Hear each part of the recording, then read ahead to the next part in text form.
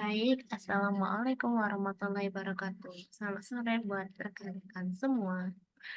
Baik, perkenalkan, nama saya Suharyani Natasha Alfitri dari Prodi S1 PJJ Akuntansi dari kelas AK 4001 ingin mempresentasikan tugas struktur dari manajemen keuangan, analisis fundamental dari laporan keuangan PT ABM Investama Tbk.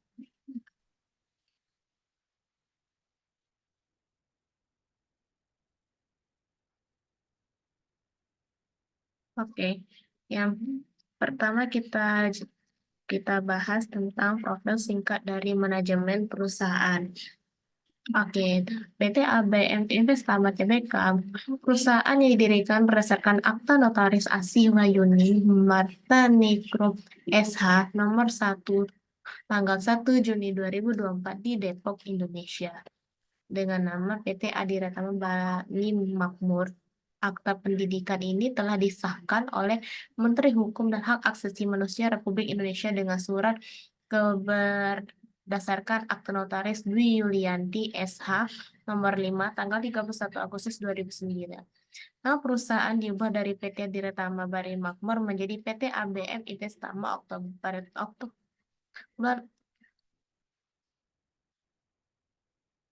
2009 berdasarkan Akta Notaris Dwi Yulianti SH nomornya tanggal 31 Agustus 2009, nama perusahaan diubah menjadi PT Adretama Bani Makmur menjadi PT ABF. Nama perubahan tersebut telah disetujui oleh Menteri Hukum dan Hak Asasi Manusia Republik Indonesia dengan sesuai surat keputusan tersebut.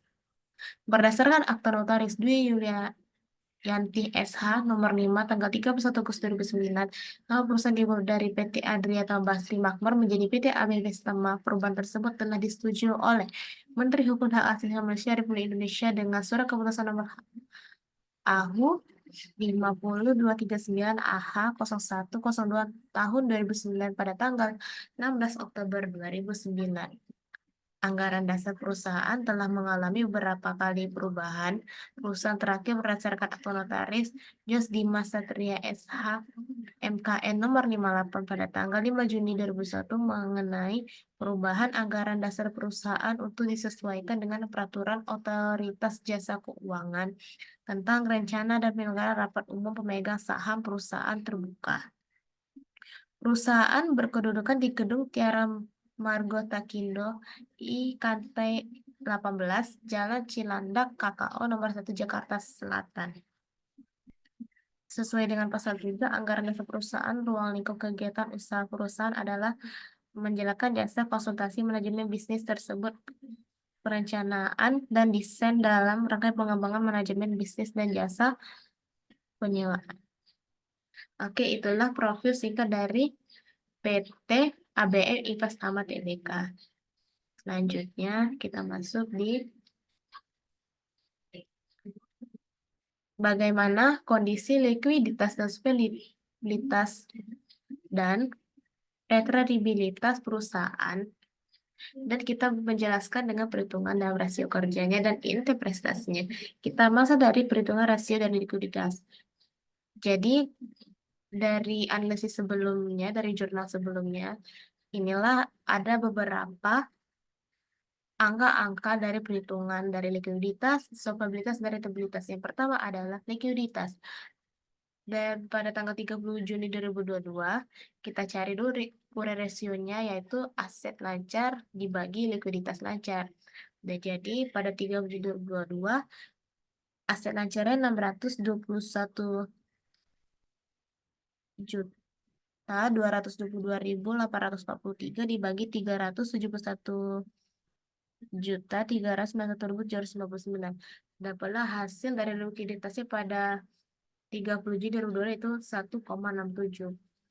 Nah, kita cari lagi likuiditas pada 31 Desember 2021 dan sama dengan cara di atas. Kita masuk dari angkanya 495 juta 100 juta 193.191 dibagi 299 100 juta 692.907 dapatlah hasil dari likuiditas ada 1,65.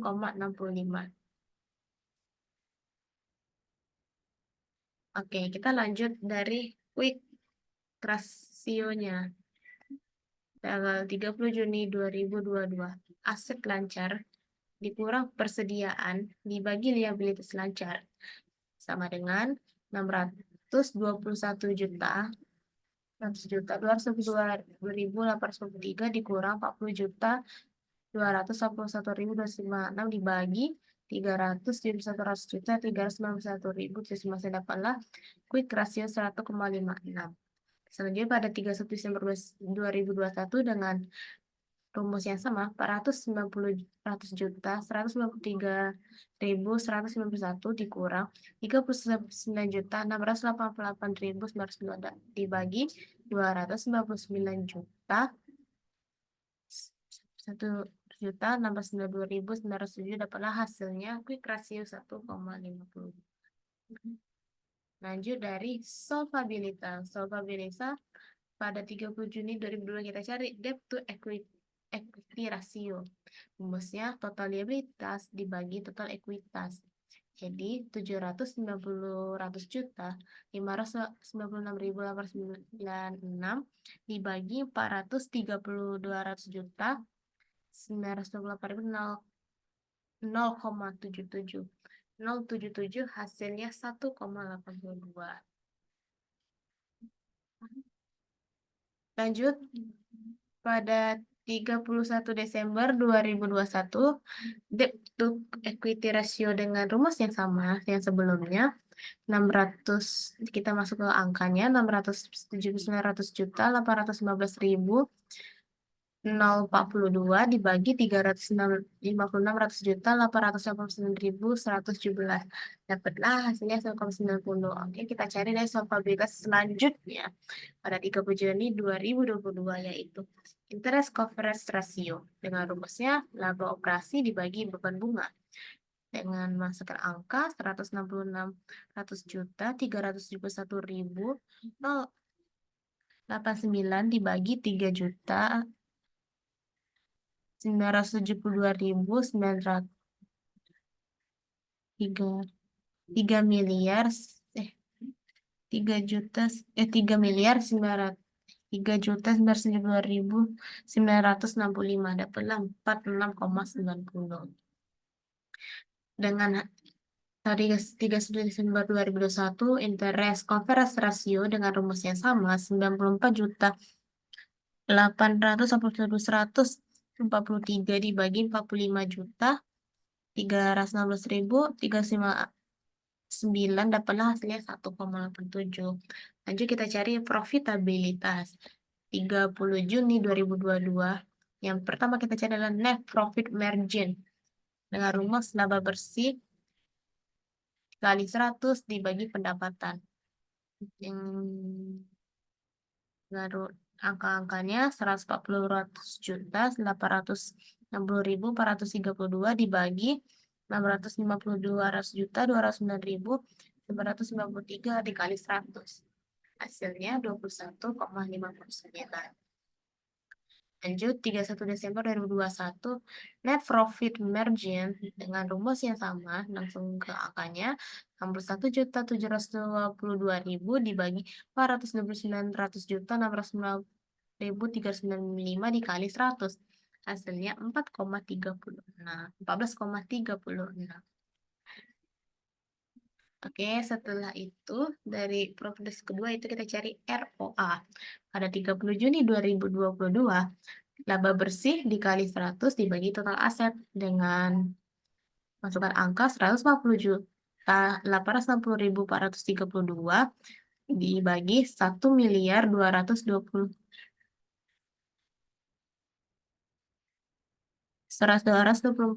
juta 524.972 dikali 100 hasilnya 11,50. Lanjut 31 Desember 2021 kita cari ROA dengan rumus yang sama di atas 61.702.000 dibagi 1 miliar 36 juta 704.159 dikali 100 hasil 5,95. Lanjut kita cari yaitu ROE. Pada 30 Juni 2022, laba bersih dikali 100 dibagi total ekuitas sama dengan 140.460.432 dikali 100 dibagi 439.928.077 sama dengan 32,53. Lanjut 31 Desember 2021 dengan rumus yang sama. 61.722.000 dibagi 256.889.117 kali 100 sama dengan 12,28.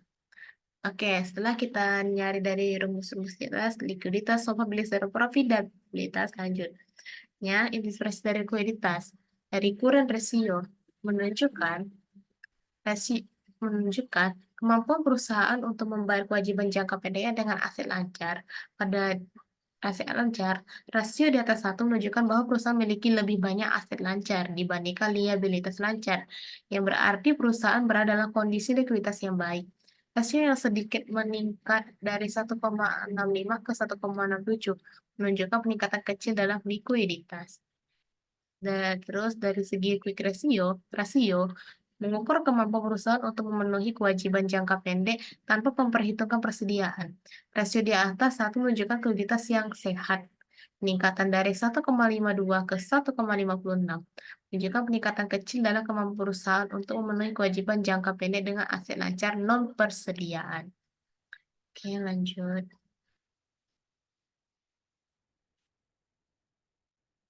Lanjut, interpretasi dari segi solvabilitas itu terdapat debt to equity ratio dan interest coverage ratio. Yang pertama dari debt to equity ratio, mengukur tingkat utang perusahaan terhadap ekuiditasnya.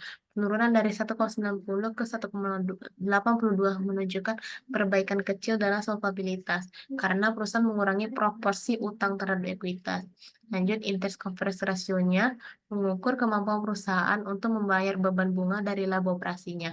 Rasio yang tinggal 46,90 pada 30 Juni 2022 menunjukkan bahwa perusahaan memiliki laba operasi yang cukup besar untuk menutupi beban bunga berkali-kali lipatnya, yang sangat baik. Dengan peningkatan yang signifikan dari 1,87 ke 46,90 menunjukkan peningkatan besar dalam kemampuan perusahaan untuk memenuhi kewajiban bunga. Lanjut, prestasi dari profitabilitas. Ada net profit margin, menunjukkan presentasi pendapatan yang menjadi laba bersih. Peningkatan dari 14,36% ke 21,15% menunjukkan peningkatan signifikan dalam profitabilitas perusahaan, yang berarti perusahaan menghasilkan lebih banyak laba ketimbang pendapatannya. ROA mengukur efektivitas perusahaan dalam menggunakan asetnya untuk menghasilkan laba. Peningkatan dari 5,90% ke 11,50% menunjukkan bahwa perusahaan lebih efektif dalam menggunakan asetnya untuk menghasilkan laba. ROE mengukur seberapa baik perusahaan menggunakan ekuitasnya untuk menghasilkan laba. Peningkatan dari 17,8% ke 32,23% menunjukkan bahwa perusahaan lebih efektif dalam menggunakan ekuitas untuk menghasilkan laba. Selanjutnya ada gambaran secara singkat kondisi kesehatan perusahaan melalui laporan keuangan, laporan neraca, laporan laba rugi, dan laporan arus kas. Ini adalah laporan neraca secara sekilasnya, secara singkatnya, cara ringkasnya. Jadi pada di sini ada aset, ada tanggal 30 Juni 2022, ada 3 September 2021. Di sini ada jumlah aset pada 30 Juni 2000, aset lancarnya 2022 621 ratus juta 202.000 sedangkan 30 Desember 2021 para 95.200.191 dan jumlah aset tidak lancarnya ada 633.300.329 dan 31 Desember 2021 54.510.998 jumlah asetnya. Pada 30 Juni 2022 adalah 1.224.524.922 sedangkan di Desember 2021 130 Rp1.036.704.199. Ini laporan neracanya, dan selanjutnya ada laporan laba rugi secara ringkasnya. Jadi sini ada laba rugi, ada 30.2022, ada 30 Desember 2021, ada laba kotor, laba operasional, jadi mungkin laba penggunaannya. Dan terakhir laba bersih. Jadi sini laba kotor pada 30 Juli 2022, 240.400 juta 276.087 rupiah, dan 31 Desember 2021, 124.958.160. Di sini adalah laba operasional senilai 188.371.089, dan 31 Desember 2021, 84.889.143. Laba bersihnya 140.860.860 dan 61.702.000.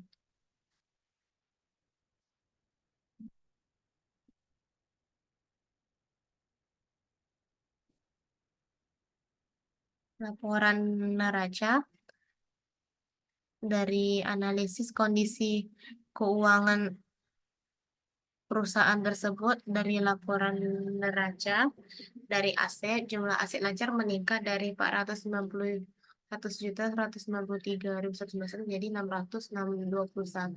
621.021.22.803. Jumlah aset tidak lancar meningkat signifikan dari 54.510.998 menjadi 603.302.129. Total aset meningkat dari 1.036.436.104.000 menjadi 1.204.524.922. Peningkatan signifikan pada aset, terutama aset tidak lancar, menunjukkan bahwa perusahaan melakukan investasi besar-besaran dalam aset jangka panjang. Ini bisa jadi merupakan tanda positif bahwa perusahaan sedang mengembangkan bisnisnya.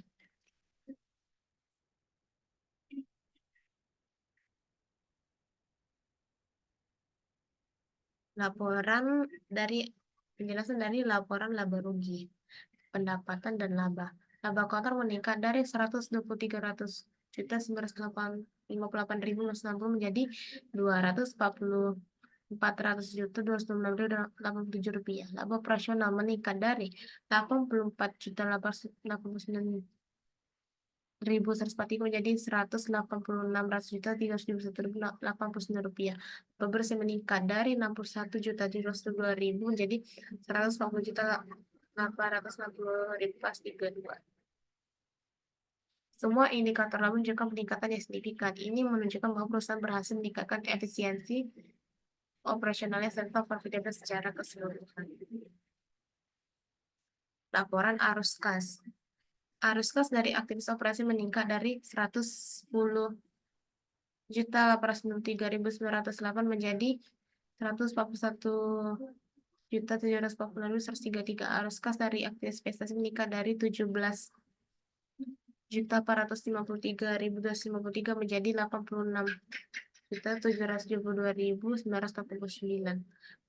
Arus kas dari aktivitas pendanaan menurun dari 45.316.000 menjadi 358 rupiah menjadi 3.902.965. Peningkatan arus kas dari aktivitas operasi menunjukkan bahwa perusahaan menghasilkan lebih banyak kas dari operasi intinya, yang merupakan tanda kesehatan keuangan yang baik. Peningkatan arus kas dari aktivitas investasi menunjukkan bahwa perusahaan melakukan lebih banyak investasi dalam aset yang bisa positif jika investasi tersebut menghasilkan pengembalian yang baik. Penurunan arus kas dari aktivitas pendanaan bisa menunjukkan bahwa perusahaan mengurangi hutang atau pembayaran dividen yang bisa dianggap positif jika dilakukan untuk mengganggu likuiditas perusahaan. Oke, sekian dari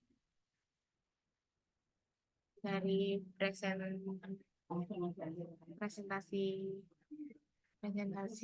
saya dari tugas suku manajemen keuangan dari analisis fundamental laporan keuangan PT ABM Tama Tbk dari sekilas analisis tersebut. Saya Suhari Fitri dari kelas Fakultas undur diri.